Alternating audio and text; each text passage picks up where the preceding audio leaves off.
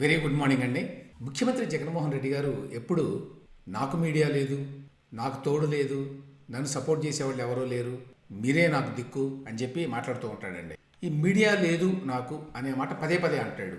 వేరే వాళ్ళకి మీడియా ఉంది అని చెప్పి కూడా చెప్తాడు స్పష్టంగా. సాక్షి మీడియా అయింది కాదా, ఎందుకు ఇలా మాట్లాడతాడు అని చాలామందికి అర్థం కాదు ఎప్పుడు. దాని మీద నిన్న ఆనవ వెంకటరమణారెడ్డి గారు, నెల్లూరు టీడీపీ నాయకుడు మాట్లాడాడండి. కొన్ని వివరాలు చెప్పాడు ఆయన. అదేంటంటే సాక్షి పత్రిక కానివ్వండి, సాక్షి టీవీ కానివ్వండి, ఈ రెండింటిలో వాటాదారులు ఎవరంటే వైఎస్ భారతి గారు, వైఎస్ హర్షిణి గారు, వైఎస్ వర్ష గారు. అంటే జగన్మోహన్ రెడ్డి గారి కుమార్తెలు, ఆయన భార్య కుమార్తెలు. వారితో పాటుగా జగన్మోహన్ రెడ్డి గారి బావమరిది అంటే వైఎస్ భారతి రెడ్డి గారి సోదరుడు ఈసీ దినేష్ రెడ్డి. వీళ్ళకు ఉన్నాయండి వాటాలు. ఆ తర్వాత అందరికీ తెలిసిన విషయం ఏంటంటే అసలు జగన్మోహన్ రెడ్డి గారి మీద సిబిఐ, ఈడీ పెట్టిన కేసులు ఏమిటి? అందులో ప్రధానమైన కేసు సాక్షి మీడియాకి సంబంధించింది. అంటే జగతి పబ్లికేషన్స్ అనేటువంటి సంస్థ ఈ సాక్షి పేపర్ నడుపుతోంది. ఇందిరా టెలివిజన్ అనే సంస్థ సాక్షి టీవీ నడుపుతోంది. ఈ రెండింటిలో కూడా వచ్చిన పెట్టుబడులు ఇవన్నీ కూడా అక్రమంగా వచ్చినాయి అని చెప్పి కేసు ఎవరి మీద పెట్టారు? జగన్మోహన్ రెడ్డి గారి మీద పెట్టారు. ఎందుకు? అందులో ఆయన డైరెక్టర్గా ఉన్నాడు కాబట్టి, అది ఆయనదే కాబట్టి. అయినా కూడా మరి ప్రతి పబ్లిక్ మీటింగ్లో జగన్మోహన్ రెడ్డి గారు ఏమాత్రం తొణక్కుండా బెనక్కుండా పచ్చి అబద్ధం చెబుతాడండి. నాకు మీడియా లేదు, నాకు మీడియా లేదు. దీని మీద ఈయన ఏం చెప్పాడంటే 2006లో ₹1,00,000 పెట్టుబడితో ప్రారంభించారట సాక్షి పత్రిక. సాక్షి మీడియా మొత్తం అంటే పత్రిక, టీవీ రెండు. దాని విలువ ఇవాళ రోజున ₹4,475 కోట్ల చేరింది. ఇందులో ఎవరెవరు ఉన్నారు ఏమిటి అనేది ఆ లింకులు చాలా ఉంటాయండి. కానీ ఓవరాల్గా ఏంటంటే జగన్మోహన్ రెడ్డి గారివి పేరు విజయసాయి రెడ్డి కాసేపు ఉంటుంది, ఇంకొకరిది కాసేపు ఉంటుంది, కర్మల ఏషియా కంపెనీ ఉంటుంది, ఆ కంపెనీ ఈ కంపెనీలో పెట్టుబడి పెడుతుంది, ఈ కంపెనీ ఈ కంపెనీలో పెట్టుబడి పెడుతుంది. ఈ విధంగా ఒక పెద్ద లిస్ట్ కూడా ఇచ్చారు అందులో ఉన్న కంపెనీస్ ఏంటని. YS Bharathi Reddy, YS Harshini Reddy, YS Varsha Reddy, EC Dinesh Reddy. ఎవరికి ఎంత ఉన్నాయండి? భారతీరెడ్డి గారికి ఈ సాక్షి మీడియాలో 13.16% వాటా ఉంది. వైఎస్ హర్షిణి రెడ్డి అంటే జగన్మోహన్ రెడ్డి గారి కుమార్తె, ఆవిడికి ఇందులో 35% వాటా ఉంది. వైఎస్ వర్షారెడ్డి గారికి 30% వాటా ఉంది. ఈసీ దినేష్ రెడ్డి గారికి 0.08% వాటా ఉంది. సో ఈ విధంగా ఒక పెద్ద నెట్వర్క్ ఒకటి క్రియేట్ చేశారండి. క్రియేట్ చేసి అందులో కార్మలేషియా అంటారు, జూబ్లీ మీడియా అంటారు, ఇందిరా టెలివిజన్ అంటారు, జగతి పబ్లికేషన్స్ అంటారు, కెలావిన్ టెక్నాలజీస్ అంటారు. రకరకాల పేర్లతోటి వాళ్ళు తయారు చేశారు దాన్ని ఎవరికి తెలియకుండా ఉండటానికి. అయినా కూడా ఈడీ వాళ్ళు, సిబిఐ వాళ్ళు పట్టుకొని కేసులు పెట్టారనుకో. కానీ గమ్మత్ ఏమిటంటే సజ్జల రామకృష్ణారెడ్డి గారికి కూడా ఇందులో 1.12% వాటా ఉందటండి ఈ సాక్షి మీడియాలో. అయితే నాకు మీడియా లేదు అని చెప్పి ఎట్లా అంటాడు ఇంత పబ్లిక్గా? ఆయన ఎక్కడైనా నండి, మరే దేశంలోనైనా, ఏ ప్రజాస్వామ్య దేశంలోనైనా ఎవరైనా సరే ఒక పార్టీ నాయకత్వ స్థానంలో లేకపోతే అధికార స్థానంలో ఉన్న అటువంటి వ్యక్తి కనుక అబద్ధాలు చెబుతూ పట్టుబడితే అతన్ని వెంటనే రాజకీయాల నుంచి వైద్యులకేలా ప్రెషర్ తీసుకొస్తుంది సివిల్ సొసైటీ, మీడియా. కానీ జగన్మోహన్ రెడ్డి గారు పదే పదే ఇదే అబద్ధం ఎన్నో సంవత్సరాలుగా చెప్తున్నాడు. నాకు మీడియా లేదు, నాకు మీడియా లేదు. సాక్షి మీడియా నాది కాదు అంటాడా ఆయన? నాకు సంబంధం లేదంటాడా? దానికి అర్థం ఏంటి? ఆ విధంగా అబద్ధం చెప్పడం వల్ల మరి అతను రాజకీయాల్లో కొనసాగడానికి అర్హుడా? ఈ ప్రశ్నలు ఎవ్వరు ఎప్పుడు లేవనెత్తరండి. అధికారంలో ఉండి వాడు ముఖ్యమంత్రిగా ఉండి ఆయన తన సాక్షి మీడియాకి భయంకరమైన యాడ్స్ ఇచ్చుకుంటున్నాడు. గత 4.5 సంవత్సరాల్లో 400 నుంచి 500 కోట్ల రూపాయలు యాడ్లు ఇచ్చాడు అనేది ఒక లెక్క. అవి కూడా బయట పెట్టడం లేదండి, ఇంకో విశేషం. తర్వాత నెంబర్ 1గా ఉన్నటువంటి ఈనాడు పత్రిక, దానికి ఎక్కువ ఇవ్వాలి నిబంధనల ప్రకారం, చట్టం ప్రకారం. కానీ ఈ మధ్యకాలంలో మీరు ఈనాడులో యాడ్ కూడా చూడరు. ఆంధ్రజ్యోతికి అయితే అసలు ఇవ్వడు. ఈనాడు, ఆంధ్రజ్యోతి అనే పత్రికలు ప్రభుత్వానికి వ్యతిరేకంగా రాస్తున్నాయి, వాస్తవమే. అయినా కూడా ప్రభుత్వానికి ఆ విచక్షణ లేకుండా ఉండటానికి చట్టాలు పెట్టారు. లార్జెస్ట్ సర్క్యులేటెడ్ పత్రిక ఏదైతే దానికి ఇవ్వాల్సిందే అని పెట్టారు. అయినా కూడా ఈనాడుకి ఇవ్వట్లా. ఎవరు ప్రశ్నించడం వల్ల కోర్టుకు వెళ్ళారనుకోండి ఎవరైనా, దాని మీద సంవత్సరాలు గడుస్తాయి నిర్ణయం రావడానికి. అందువల్ల కోర్టుకు వెళ్ళడం కూడా మానేశారు అందరూ. సో ఇంత పచ్చి అబద్ధాన్ని పదే పదే చెప్తూ జనం దాన్ని నమ్ముతారని చెప్పి అనుకుంటాడు జగన్మోహన్ రెడ్డి. నిజంగానే జనం నమ్ముతున్నారా జగన్మోహన్ రెడ్డికి మీడియా లేదు, పత్రిక లేదు, టీవీ లేదు అంటే అనే విషయాలు మనకు అర్థం కావండి. ఒకటి. రెండవది, అంత పచ్చి అబద్ధం చెప్పినా కూడా ఆయన్ని దానికి బాధ్యుడిని చేసేటువంటి వ్యవస్థలు ఏమీ కూడా మన దగ్గర లేవు. నాకు లేదు మీడియా అని అబద్ధం చెప్తాడు ఆయన. లేదు, నీకు ఉన్నది మీడియా, నువ్వు అబద్ధం చెప్పావు. అబద్ధం చెప్పిన తర్వాత ముఖ్యమంత్రి లాంటి కీలకమైనటువంటి పదవిలో నువ్వు ఉండటానికి అర్హుడివి కాదు అని చెప్పి అడిగేవాళ్ళు. అది దురదృష్టం. వైసీపీ ప్రభుత్వం వచ్చిన తర్వాత బీభత్సంగా కోర్టులో కేసులు పెరిగిపోయినాయి. అసలు ఎన్ని కేసులు ఉన్నాయి అనేది చాలామందికి తెలియదు. ఈయన చెప్పేదాని ప్రకారం అయితే 15,046 కోర్టు ధిక్కరణ కేసులు ఉన్నాయటండి మన జగన్మోహన్ రెడ్డి గారి ప్రభుత్వం మీద. అలాగే 30,000 రిట్ పిటిషన్లు దాఖలైనయట.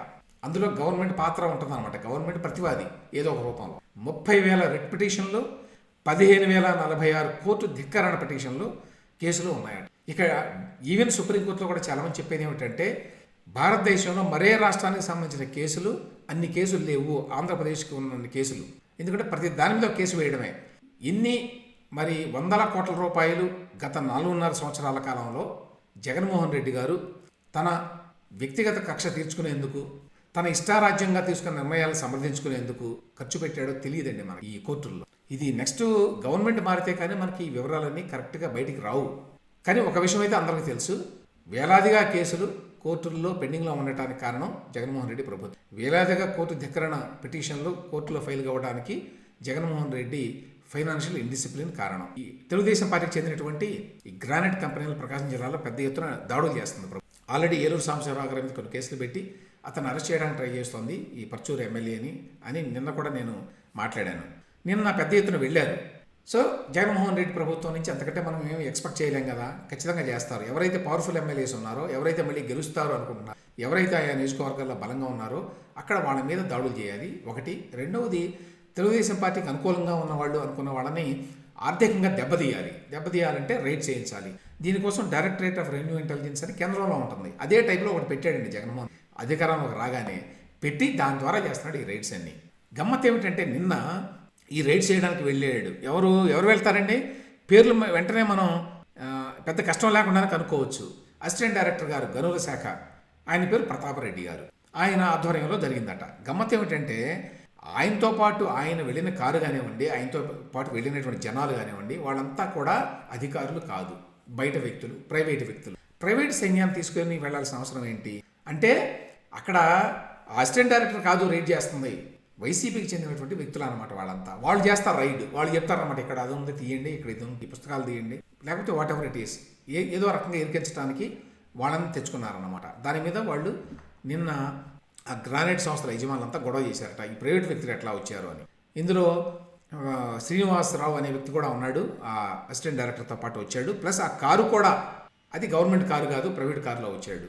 సో దీని మీద నిన్న కొంత గొడవ అయిందనమాట అక్కడ ఈ బాపట్ల మార్టూరు ప్రాంతంలో. ముందు ఇట్లాంటివి ఇంకా చాలా జరగబోతున్నాయండి. ఎవరైతే తెలుగుదేశం పార్టీకి ఆర్థికంగా కానీ రాజకీయంగా కానీ మద్దతు అందిస్తారో వాళ్ళందరి మీద పెద్ద ఎత్తున కేసులు పెట్టి రైడ్స్ చేస్తారు ఈ విధంగా రాష్ట్ర వ్యాప్తంగా. ఈ డైరెక్టరేట్ ఆఫ్ రెవెన్యూ ఇంటెలిజెన్స్ అని చెప్పాను కదండి, దానికి ఒక వ్యక్తిని డెప్యుటేషన్ మీద తెచ్చుకొని పెట్టాడండి జగన్మోహన్ రెడ్డి గారు. ఆయన పేరు రాజేశ్వర్ రెడ్డి. ఆయన యాక్చువల్గా ఇన్కమ్ ట్యాక్స్లో పనిచేస్తాడు, సెంట్రల్ గవర్నమెంట్. ఆయన తెచ్చుకున్నాడు ప్రత్యేకంగా దీనికోసం జగన్మోహన్ రెడ్డి గారు. ఆయన ఆధ్వర్యంలో జరుగుతున్నాయి ఇవన్నీ. ఇక జగన్మోహన్ రెడ్డి గారు వాళ్ళు ఢిల్లీకి వెళ్తున్నారంటండి. ఎందుకంటే అమిత్ షా గారిని కలవడానికి. ఎందుకు అంటే ఖచ్చితంగా ప్రశ్న ఒకటి వస్తుంది, సాక్షిలో పెద్ద వార్త వస్తుంది. ఆయన పోలవరం గురించి అడిగారు, ప్రత్యేక హోదా గురించి అడిగారు, ఇంకా దాని గురించి అడిగారు, దీని గురించి అడిగారు అని. ఇవేమీ మాట్లాడరు అక్కడ. అట్లా మాట్లాడేది పూర్తిగా పాలిటిక్స్. ఇప్పుడు కీలకమైన టైం కాబట్టి ఖచ్చితంగా పొలిటికల్ సపోర్ట్ కోసం రేపు జరగబోయే ఎన్నికల్లో దాని గురించే మాట్లాడడానికే జగన్మోహన్ రెడ్డి గారు అక్కడికి వెళుతున్నాడు అని చెప్పి అందరూ చెప్పే మాట అండి. ఇక చివరగా ఈ ఇంటర్నేషనల్ బ్యాటిల్ రేట్ అనేది పెట్టబోతున్నాం స్కూల్స్లో, మేమంతా మార్చేసాము, చాలా రెవల్యూషనరీ చేంజెస్ పట్టుకొస్తున్నాము స్కూల్ ఎడ్యుకేషన్లో అని ఆయన చెప్పుకుంటే చాలామంది భజన కూడా చేస్తున్నారు. అందులో ఒకటి ఐబీ అండి. ఏమిటి ఐబీ? ఇంటర్నేషనల్ బ్యాక్లరేట్ అనేటువంటి ఒక సంస్థ అనమాట. అది ఒక అంతర్జాతీయ విద్యా బోధనా విధానం అది ఐబీ అనేది. అయితే ఐబీ అనేది యాక్చువల్గా చాలా హై స్టాండర్డ్ ఉంటుంది. అంటే హై స్టాండర్డ్ అంటే దాని ప్రకారం మీరు అన్ని వసతులు కల్పించాలి. టీచర్స్ కూడా సరిగ్గా ఉండరు మన దగ్గర, తగినంతమంది టీచర్లు కూడా లేరు, ట్రైన్ టీచర్లు అసలే లేరు. కానీ ఐబీ పెడుతున్నాను అని చెప్పాడు.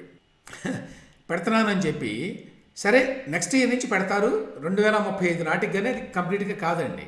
కానీ ఇవాళ అన్ని పత్రికల్లో ఇంక్లూడింగ్ సాక్షి పత్రికలో ఫస్ట్ వేసుకుంటారు కదా 2 పేజీల యాడ్స్.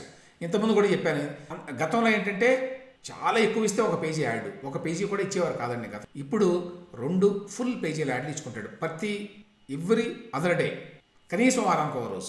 కోట్ల రూపాయలు చెల్లిస్తుంది. సో 2 పేజీలు వేసుకున్నాడు ఇవాళ.